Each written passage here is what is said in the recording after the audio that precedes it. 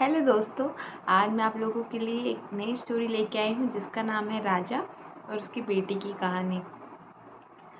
इससे रिलेटेड मैं आपको दो लाइनें आज फिर सुनाना चाहती हूँ कि पैसा इंसान को बहुत ऊपर तक लेके जाता है, लेकिन इंसान कभी भी पैसों को ऊपर तक नहीं ले जा पाता। बस इसी से मिलती जुलती ये स्टोरी है। तो एक राज्य में एक राजा था और उसकी एक बेटी थी। उसके कोई बेटा नहीं था, उसकी सिर्फ एक बेटी थी। राजा इस बात के लिए हमेशा परेशान रहते थे, हमेशा चिंतित रहते थे कि मेरे कोई बेटा नहीं है, मेरी सिर्फ एक बेटी है। मेरे बाद इस राज्य को कौन आगे ले जाएगा? मेरा वंश नहीं है, मेरे बाद इस राज्य को कौन संभालेगा? आगे तक कौन ले जाएगा? इस बात के लिए वो हमेशा चिंतित रहते थे, हमेशा परेशान रहते थे। फिर उनको काफ़ी सोचने के बाद एक दिन एक उपाय आया कि क्यों ना मैं अपनी बेटी की शादी करवा दूँ।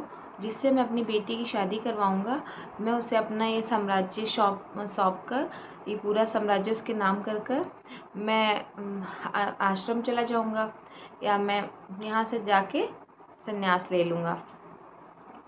राजा ने सोचा और अपने मंत्रियों को आदेश दिया कि कल सुबह राज्य में जो भी पहला व्यक्ति आएगा, तुम लोग उसको पकड़ के मेरे पास ले आना। मैं उससे अपनी बेटी की शादी करा दूंगा और उसे पूरा राज्य देकर चला जाऊंगा। मंत्री ने बोला कि राजा साहब, आपने कुछ जल्दबाजी नहीं कर रहे इतना बड़ा फैसला लेने में? राजा बोले, नहीं, अब तो डिसीजन ले चुका हूँ मैं। अब जो भी व्यक्ति मुझे मिलेगा, मैं उससे शादी करके उसको राज्य सौंप कर चला जाऊंगा। राजा की बात की पालना होती है। मंत्री लोग सबसे पहले सुबह जो भी राज्य में एक लड़का आता है जो फटे पुराने कपड़ों में गरीब सी स्थिति में रहता है, मंत्री और सब लोग जाते हैं, उसको पकड़कर राजा के सामने ले आते हैं।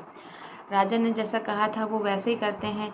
राजा उस लड़के की जो फटे पुराने कपड़ों में रहता है उसकी शादी अपनी बेटी से करवा देते हैं और अपना पूरा राज्य साम्राज्य उसको सौंप कर वो वहाँ से आश्रम की ओर चले जाते हैं, संन्यास ले लेते हैं।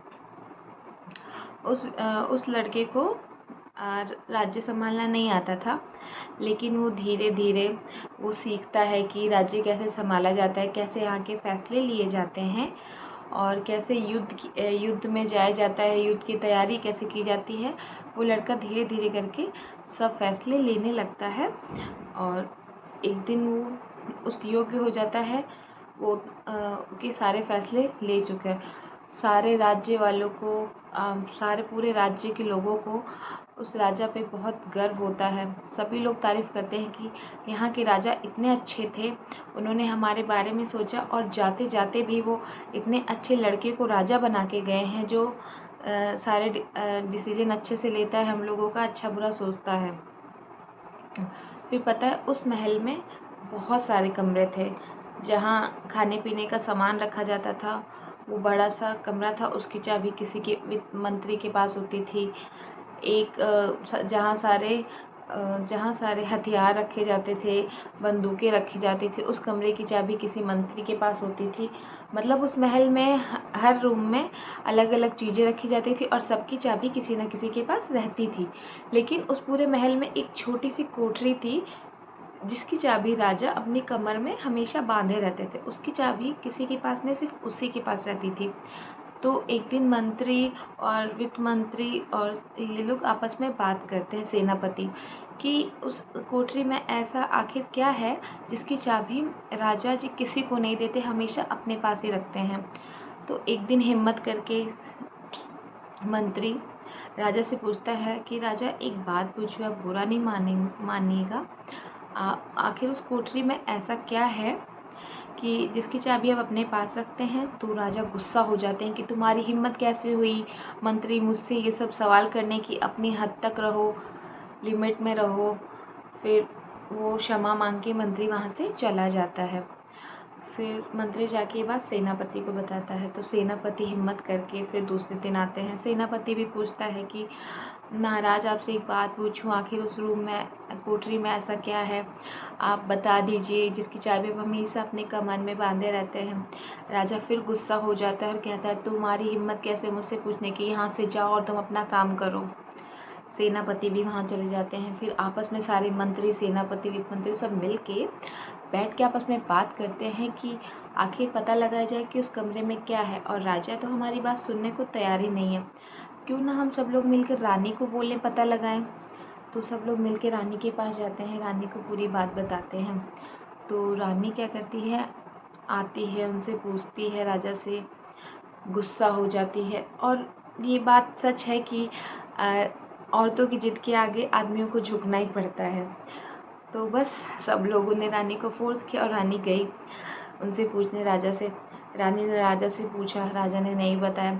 रानी ने उनसे बात करना छोड़ दिया, रानी राजा से बात नहीं करती थी, खाना पीना सब त्याग दिया था। आखिर में राजा ने रानी को बताने का निर्णय ले लिया।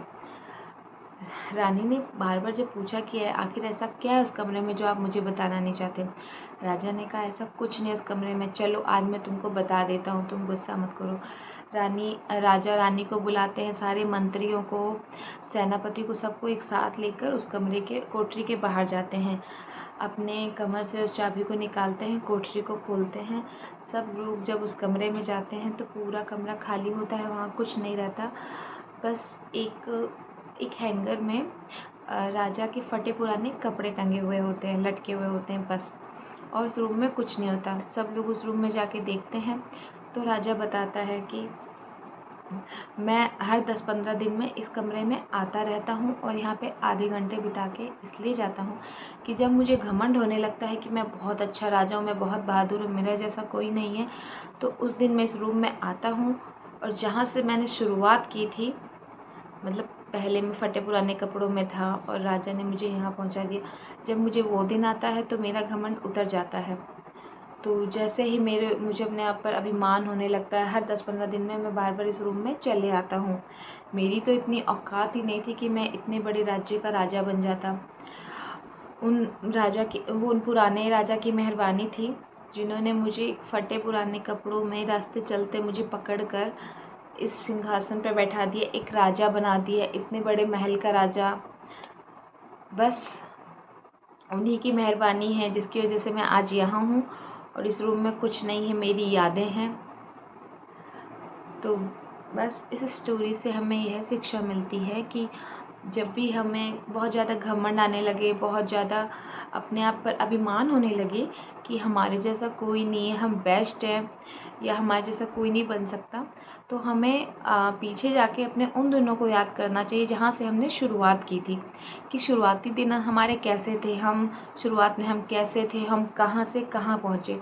तो अगर हम उन दिनों को याद कर लेंगे तो हमारे अंदर जो घमंड, अहंकार, अभिमान आ जाता है वो सब ख़त्म हो जाता है और हम वापस नॉर्मल एक अच्छे आदमी बन जाते हैं।